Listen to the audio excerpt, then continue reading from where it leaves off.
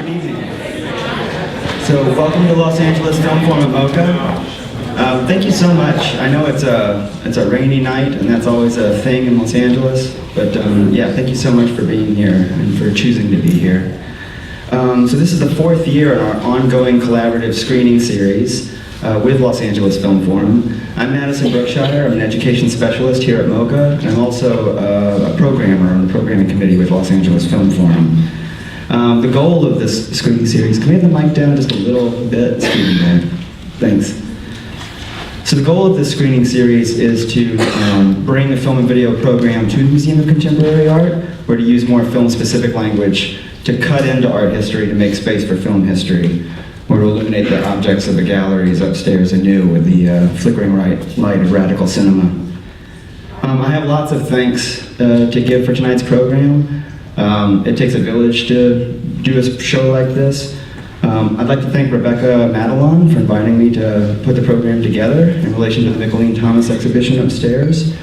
Also Julie Roberts of Roberts and Tilton, Mary Cullither from Filmforum, and Adam Hyman from Filmforum. Also Carly Short and Brendan Karn, who are in the booth, who came in at the last minute. Our projectionist, unfortunately, that's usually with us for these programs, got injured and couldn't be here tonight.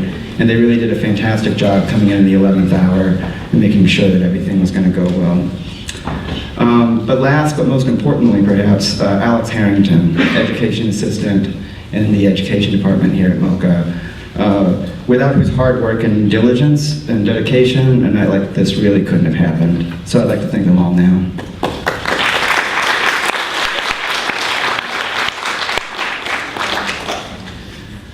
So I don't want to beat this to death, but I think it might be good to talk a little bit about why I've decided to bring these films together. It might not be obvious.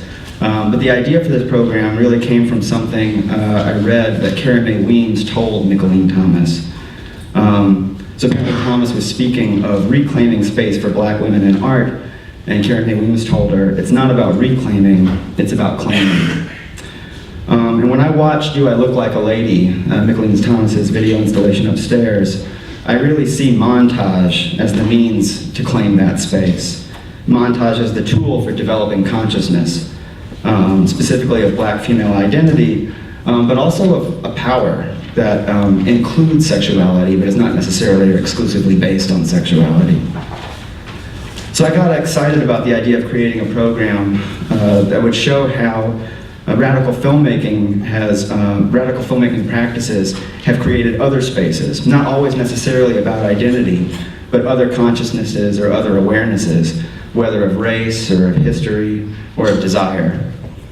So by grouping these works together, I don't mean, however, to imply that they're the same or even equivalent.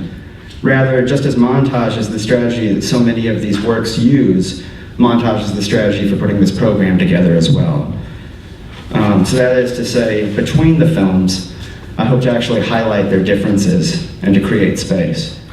Because each of these films actually has a different relationship to what Susan Sontag once described as the moral theater.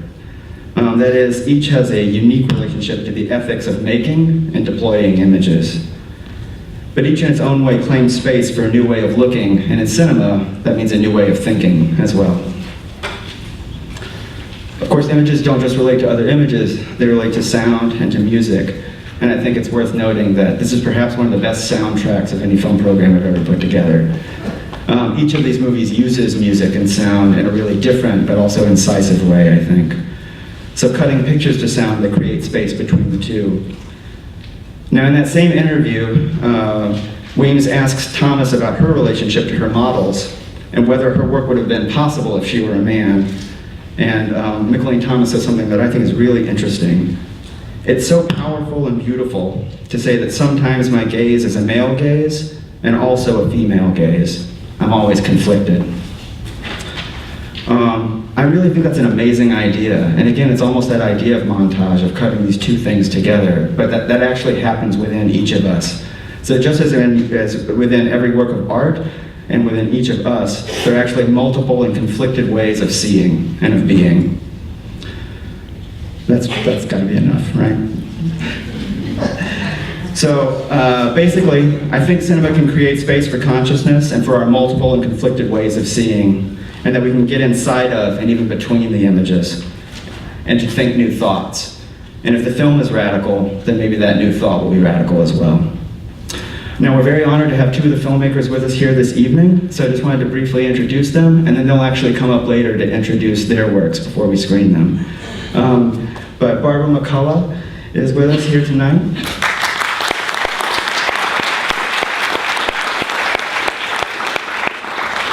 She's a documentary filmmaker whose roots are in experimental film and video, specifically coming out of the context of the LA Rebellion, or the amazing group of filmmakers who were at UCLA in the late 70s.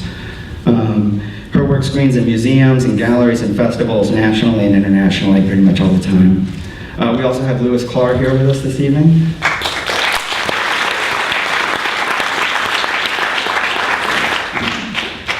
Louis is an experimental filmmaker and artist, known for his collage films and videos that use found images and music to explore identity, sexuality, memory, and history. They're both really prolific and fantastic filmmakers, and I'd also like to take this opportunity to invite you to come back on March 9th, when we're very excited to have Barbara McCullough's very recently completed documentary, Horace Tapscott Musical Griot. So, thanks. So we'll watch a few of the films, we'll bring the lights back up, and then Barbara McCullough can come up and introduce her work. Thank you very much.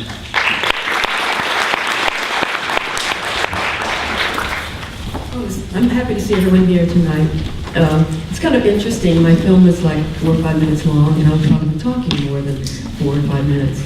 But Water Ritual #1 in Urban Rite of Purification was my journey to essentially sort of create a connect for something that was within my life was a disconnect. And what I mean by disconnect is like African American woman, artist. You know, how do all those pieces come together? You know, how do all those pieces come together at a time where I wanted to express myself creatively, when not necessarily getting the support I needed or wanted, but at the same time, all those things sort of pulling at me gave me the idea that I wanted to do something that was cathartic, spiritually releasing, and through the process of Water Ritual #1 on Urban Rite of Purification, I feel as though I was able to attain that somewhat.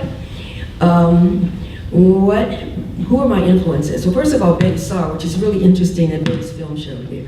I mean, Betty has been my mentor, not intentionally, and you know, I didn't tell her that she was my mentor until later, because I was just basically, you know, really enamored of the work that she'd done, her dedication, the fact that she was an artist, a woman, a mother, and she was able to pull all those things off really very well and successfully. The other person was Senga Ngugi, whose work is, one of her pieces is here at the museum. And Senga, because she worked through her art process by way of constructing sculptures in nylon stockings. Okay, you never think of nylon stockings as basically something that's going to be strong enough to be defined as a sculpture, but if you take a look at the work that she has here, you'll see, you know, that one piece that's here. She's able to do that, and she wanted to do it because of the fact she felt as though the nylon stocking was the most flexible material that she could use, that was emblematic of again, the flexibility of the female form. But anyway, so Water Ritual #1, I was impressed by both these women, both Senga and Betty, because of the fact that they worked a lot of times with found objects. And going to the space where this particular project was done, there were a lot of objects that were there that wound up being part of the ritual space. So why don't we just take a look at, you know, the film, and then if you have questions afterwards, we'd be very happy to, you know, to answer those questions.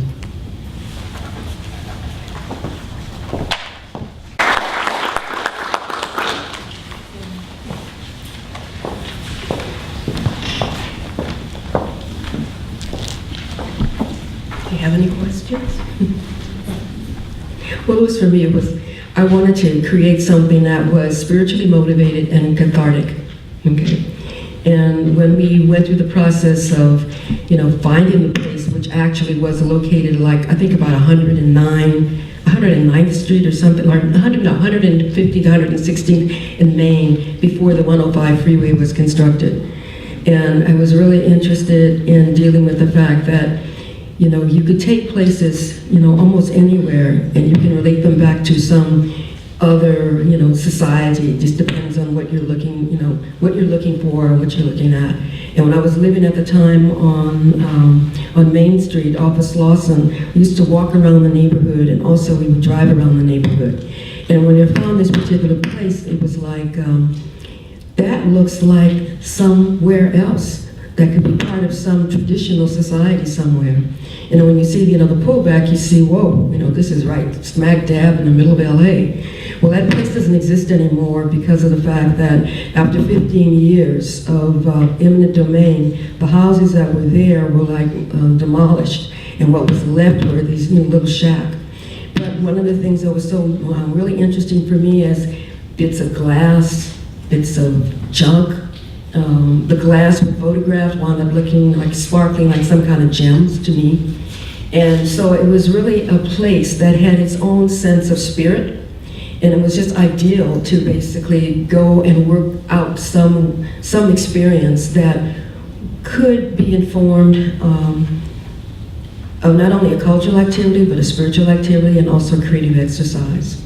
So the objects that were there that we found were Stevie Wonder's keys to the Song of Life. You know, like what better, you know, to find, you know, something that was Stevie Wonder's songs, the keys of life, down there waiting for us to touch. Okay, and we brought other things, you know, there at the time. But, you know, everything that was there, all the objects were things for the most part that we found there.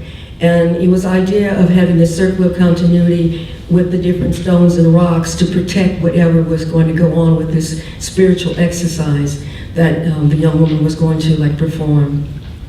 So, you know, that's water ritual number 1, an urban rite of purification, and it didn't have anything to do with number 1, urinating. It had to do with, it was going to be the first of several ritual-related, you know, short films. Unfortunately, I didn't get to do that, but I did get to do another project, which was called Shopping Bag Spirits and Freeway Fetishes, Reflections on Ritual Space. Shirley Klahr, who was my mentor at the time, said, it's not going to fit on the marquee, but, you know, go for it.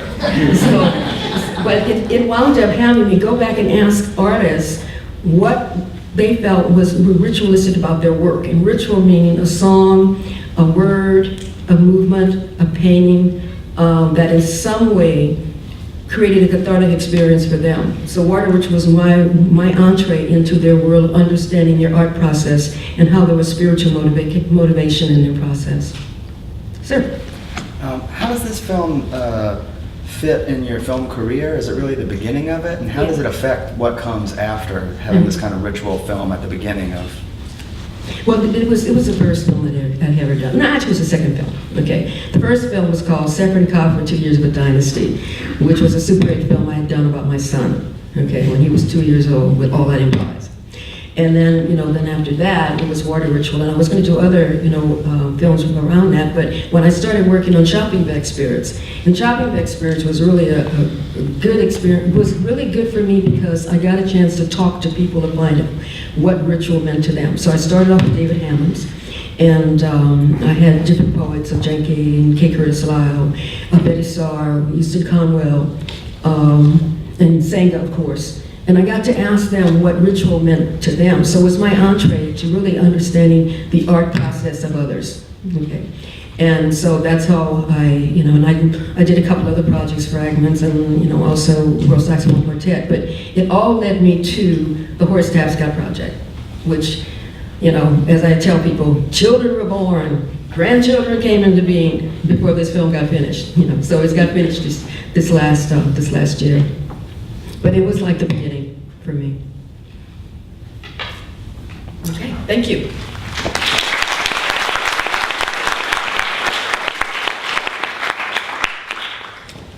Louis, would you like to introduce you?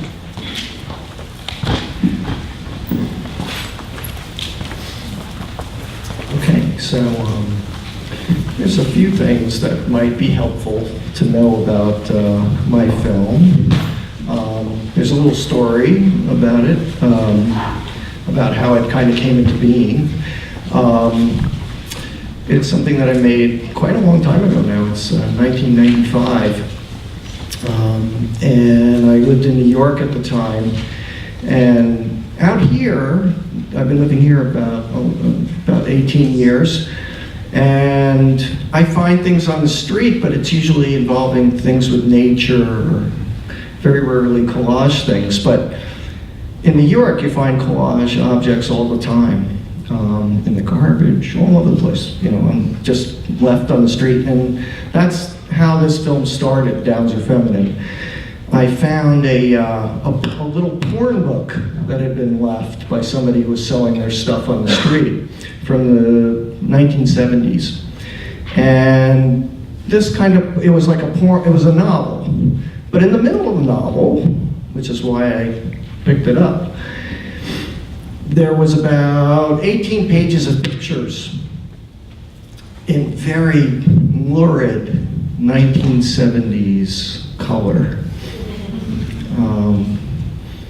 And I looked at these pictures, and they were shattering to me on a lot of levels as a collage artist. Like, they immediately spoke to me about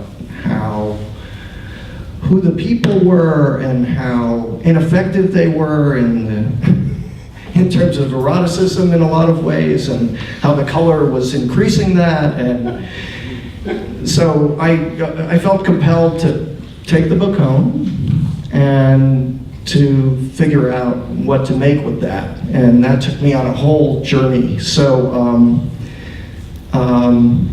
the other thing that you should probably, well, let's see. So anyway, to go back to the quote that Madison used from McCullough Thomas about one of the things that's exciting in collage is, and in art making in general, is the way one empathetically projects oneself into all kinds of different things that maybe are not completely part of you as an artist. And this material definitely made me stretch as a person and as an artist, to be able to get inside it and discover, because I was horrified by it on a certain level at first. And then as I worked, I found this great empathy for everything involved, and kind of fell in love with all of the characters that you're about to see.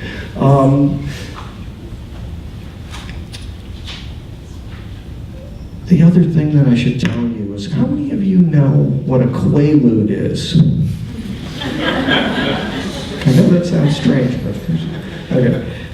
So some of you don't, so I'm gonna give you some countercultural history here, which will make the film make a little more sense. The film doesn't have a story, it doesn't have a narrative, although later in the Q&A I can tell you a story that I heard that kind of motivated the film in a lot of ways, of somebody that grew up in the town I did. But quaaludes, when I was in high school, and this is like the early 70s, they were a very popular drug. They're also called soapers. They were made in Ohio. And they were kind of like a drug that made people kind of like sloppy drunk and very in touch with their sense of desire, especially sexual. And so in the film, you're going to see little red pills, which you will probably recognize as Sudafed, but I'm using those Sudafed.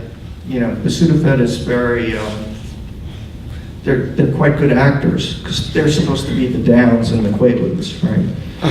Okay. So just to cue you into that part of things. I did a Quaalude once when I was in high school. I was 16, and my older sister had corrupted me and given me this pill. And I went to a high school dance. And I was very shy and repressed in a lot of ways. And at the dance, I was attracted to every girl there. And I thought, this just doesn't seem right.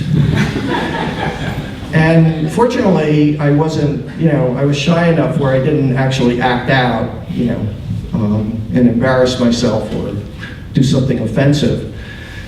But I was deeply humiliated the next day in my own head about experiencing that. And to some degree, that's the kind of universe that Downs created for a lot of people. This kind of uninhibited, free, impulsive kind of universe of desire. And that's some of what's in the film, okay? But there's a lot more than that. So anyway, let it rip, and I guess I'll be back after the whole show is finished. Whatever you want. Or Do it after your movie. what do you guys want to do? Do you want to ask me questions afterwards, or watch the rest of the show? Any takers on that? Okay. I'd rather watch the rest of the show after this and see like Madison's wonderful programming and how things go together, and then maybe we can talk about more things than just drugs. Okay, have fun.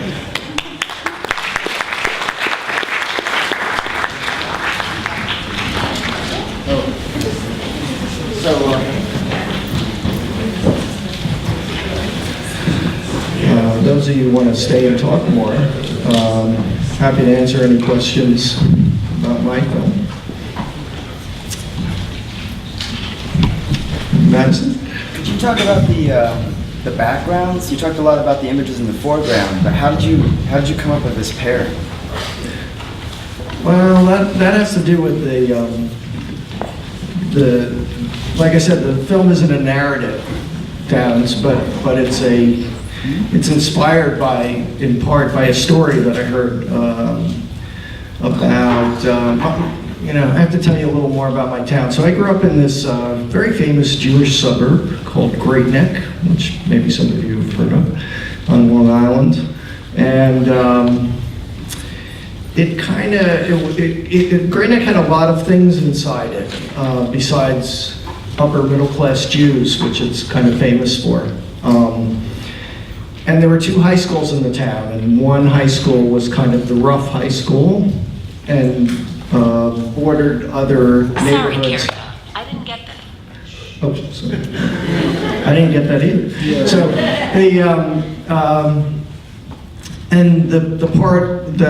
the high school I went to was in, ironically, it was like north and south, So I went to north, and north was kind of richer and more affluent. And so I had friends that I went to grade school with that went to the other high school, and it was a much rougher place. Like they would get into fights, and sometimes people would get kicked out of that school and have to come to the school I was in, and they would they would get into fights still, and all kinds of things would go on. So a friend of mine who went to the other school told me a story about somebody who I knew of. Like, I saw him playing Little League Baseball. He was like a year older than me. I saw him around. And I had no idea about this, his name was Eddie, about Eddie's kind of life. And he was a very, very tough working class kid who loved to fight. And he stole cars, and he took a lot of drugs. And once, kind of being a freak and being a hippie hit in the early 70s, he became just totally enamored of kind of being inebriated as much as possible. And he would walk, he was blonde, and he had a really skeezy mustache. He looked a lot like the figures in the porn book that I found.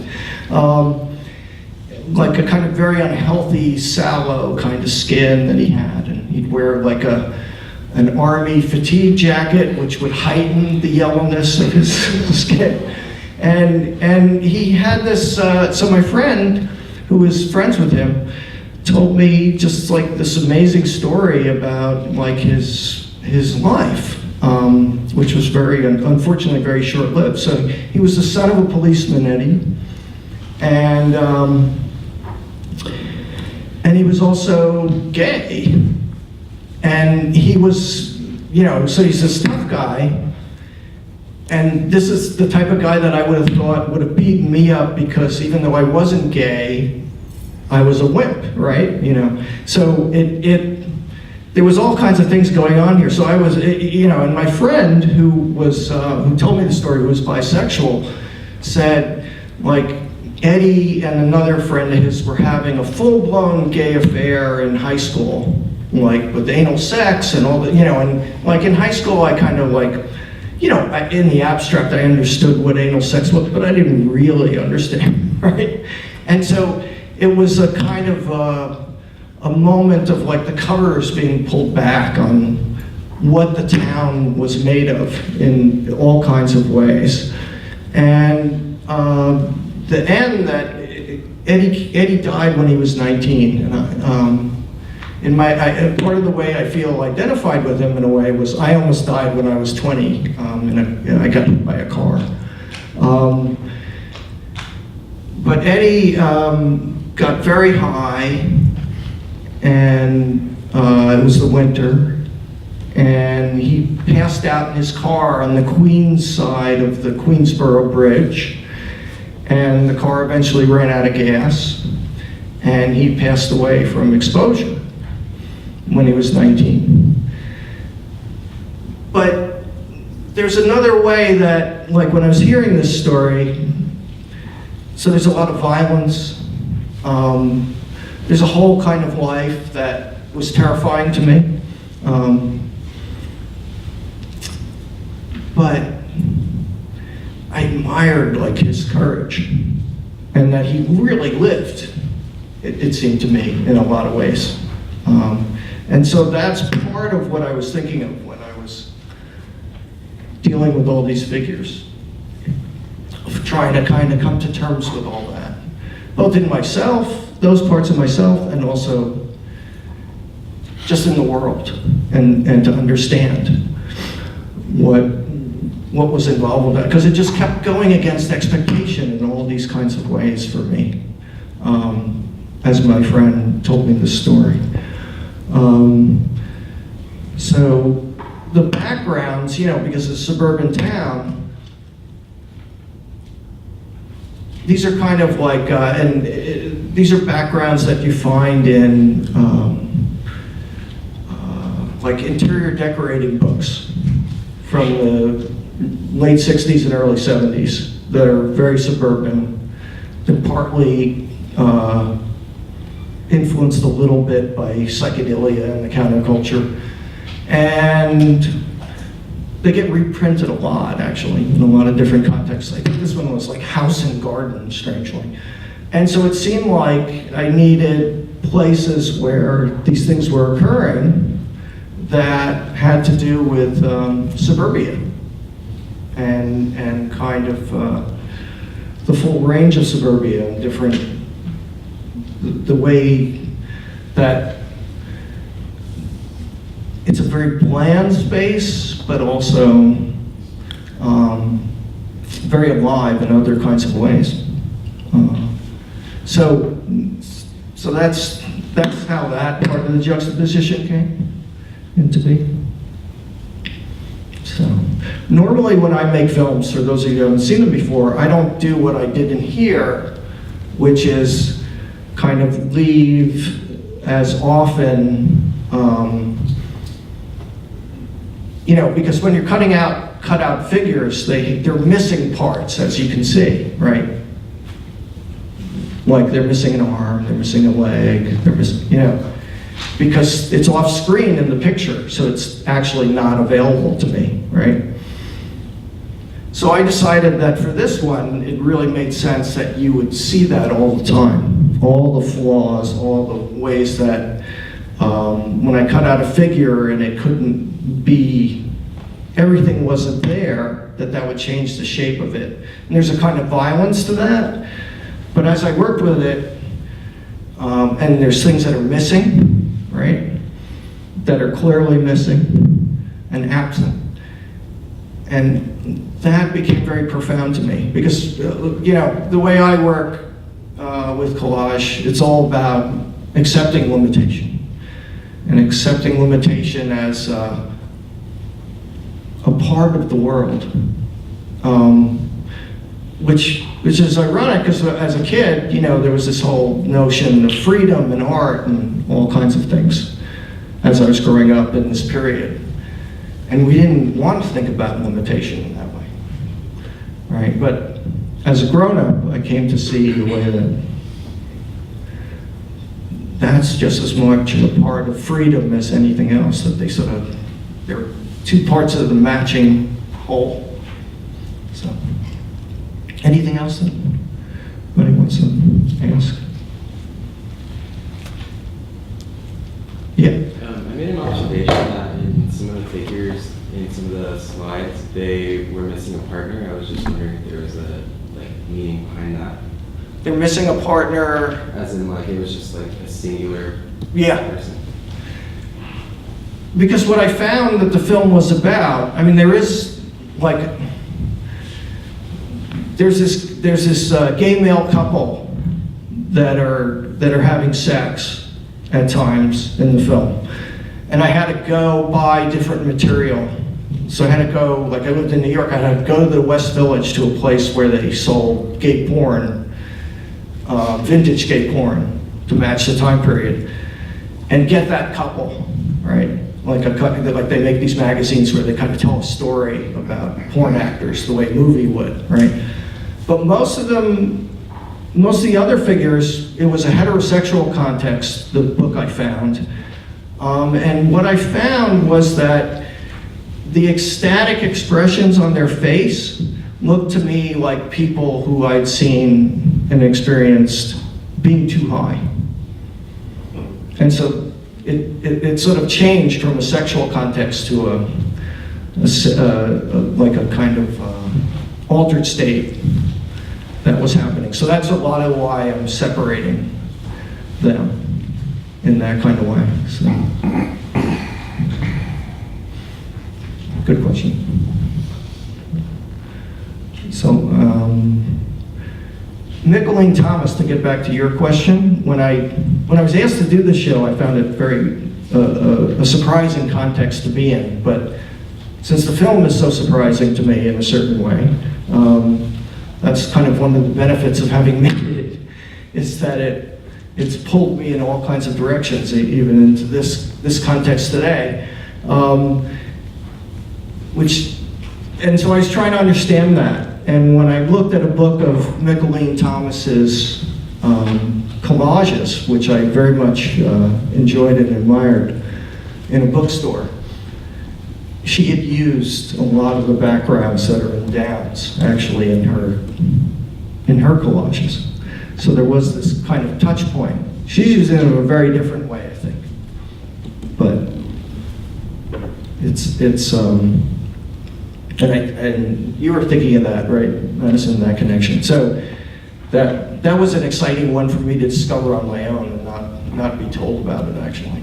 That we're sharing this imagery. That seems like a good place to end. I want to thank Madison because this was a terrific show, and Barbara, whose film I adore, and I love the shape of the show and where it took me and what it made me think about. And I think that this idea that McCullough Thomas articulated about empathy and about imagining things and putting yourself in places that are not necessarily who you are, or embracing different parts of yourself that you don't always know are there.